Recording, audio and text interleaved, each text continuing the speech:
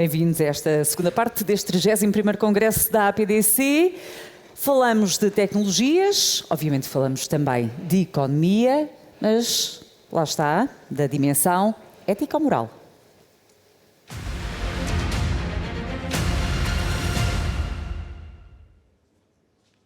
Chamo agora ao palco o Pedro Faustino, membro executivo da administração da Axians Portugal e da Vanchi Energies Portugal. Tem mais de 20 anos de experiência na indústria das TIC e 15 na gestão de negócios e pessoas, e hoje vai falar-nos exatamente da economia, necessitar de uma dimensão moral. Muito bom dia, bem-vindo. Bom dia, Cristina. Bom dia a todos, aqui na sala e na plataforma online.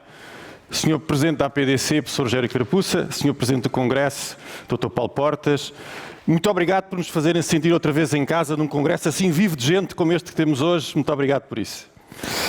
Nos próximos minutos vamos falar sobre capitalismo e o que é que isso tem a ver comigo, convosco e um bocadinho com todos nós. Ora, o capitalismo que todos conhecemos é o modelo que tem servido de base ao crescimento económico acelerado que temos tido no mundo nas últimas décadas.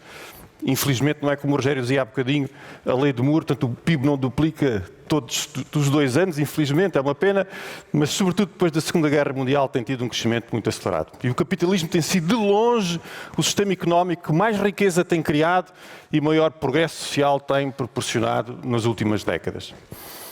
Bom, e perguntar-me a vocês, Pedro, então, mas se isso é assim a última Coca-Cola do deserto, porque é que o capitalismo não continua a mobilizar e a seduzir as pessoas um bocadinho para esse mundo fora? Porque é que temos esta espécie de desilusão em relação ao capitalismo e aos sistemas políticos e governos que com ele têm governado nas últimas décadas? Bem, a resposta é complexa, mas há uma coisa que nós sabemos: o capitalismo tem descarrilado de vez em quando.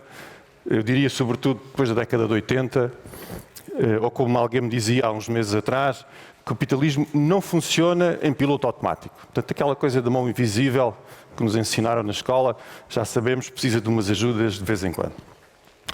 Bom, e há umas coisas que nós sabemos é que, silenciosamente, devagar, se têm instalado nos países ditos capitalistas algumas coisas aparentemente muito simples, mas com um elevado impacto.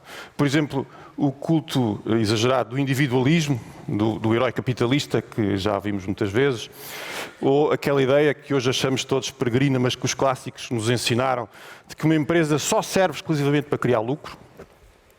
E uma outra coisa que fazemos todos, um bocadinho, que é ficarmos à espera que um Estado paternalista nos vá resolvendo mais ou menos os problemas todos que vamos encontrando à nossa volta. Isto tem gerado alguns desequilíbrios muito profundos.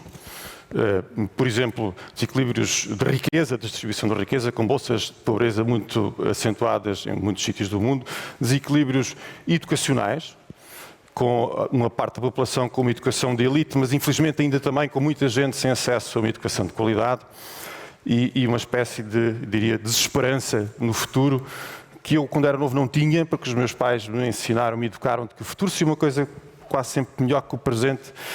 Como sabemos, infelizmente, hoje em dia, boa parte da população isso não acontece. E estes desequilíbrios profundos têm sido o pasto fácil para as receitas do populismo político que todos temos visto no mundo. Desde aquelas ideologias com as receitas mágicas da esquerda mais radical, aos nacionalismos xenófobos de direita, e alguns populismos que a gente não consegue dizer muito bem o que são, mas que eu gosto de chamar rockstar, assim, do estilo rockstar, que também conhecemos 1 ou 2 exemplos recentes que toda a gente sabe. E ainda agora, nas eleições francesas, apanhamos todos um belo susto por causa disso mesmo. Por isso há quem diga que o capitalismo precisa, de facto, de uma orientação moral. E ainda há pouco o Dr. Paulo Portas dizia-nos que o computador tinha dito que não tinha uma moral, mas que conseguia evitar. Agora, o ser humano não consegue evitar moral, nós temos todos uma moral. E, portanto, que o capitalismo precisa de uma orientação moral, acho que estamos todos mais ou menos de acordo. Agora, há também quem diga, ou quem pense, sem dizer, que essa moral nos deve ser servida pelo Estado.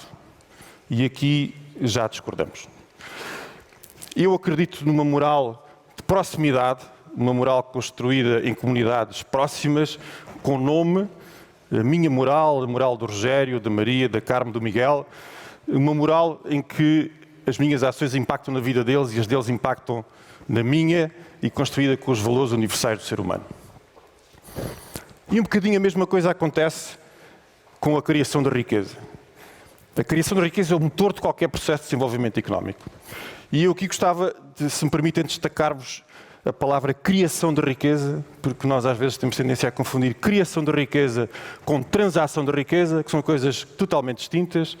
E precisamente porque estamos a falar de criação de riqueza, ela, para acontecer, precisa de investimento, precisa de formação de pessoas, educação, precisa de pensamento de longo prazo, e estas coisas todas só acontecem quando acontece liderança.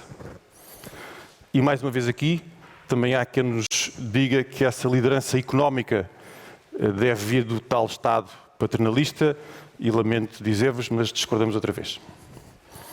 Na minha opinião, essa liderança económica é a responsabilidade primeira, isto admitindo, claro, que o Estado tem um papel muito importante para criar condições para o desenvolvimento económico. Ainda hoje de manhã o Dr. Carlos Moedas nos deu bons exemplos disso.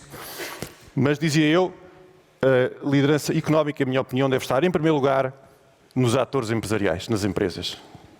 É a nossa responsabilidade enquanto líderes empresariais, porque as empresas são comunidades de pessoas que trabalham com proximidade, onde aquela moral com nome se consegue construir. Nós nas empresas temos uma coisa que chamamos cultura empresarial e esquecemos que às vezes é um excelente espaço de construir essa moral. É nas empresas que as pessoas trabalham próximas com um propósito e um sentido e se conseguem mobilizar porque sabem que isso impacta nas suas vidas, nas vidas dos outros. É também nas empresas que a meritocracia pode acontecer de forma natural e que, uma outra coisa muito importante, a reciprocidade entre direitos e obrigações aconteça de uma forma natural e onde a criação da riqueza aconteça. E por isso, na minha opinião, confere aos atores empresariais, a nós todos, uma grande legitimidade para trabalhar em conjunto com o Governo e com o poder político e com as instituições do Estado. E já agora também acho que nos confere uma grande legitimidade para fazer isso. Eu sei que há quem não gosta desta parte porque lhe chama fazer política. Eu prefiro chamar-lhe responsabilidade. Responsabilidade nossa, de nós todos, minha. E como nestas coisas da responsabilidade eu gosto de começar por mim, antes de chegar aos outros, eu fui fazer uma coisa que foi estudar o melhor que pude do tema e por isso li algumas coisas que achei interessantes. E li um livro que me levou a pegar um dia nesse livro e com o livro na mão, entrevistar o seu autor, o professor Paul Collier. E entre outras coisas, ele disse-me isto que vamos ouvir agora. Pedi à produção, vamos ver se funciona.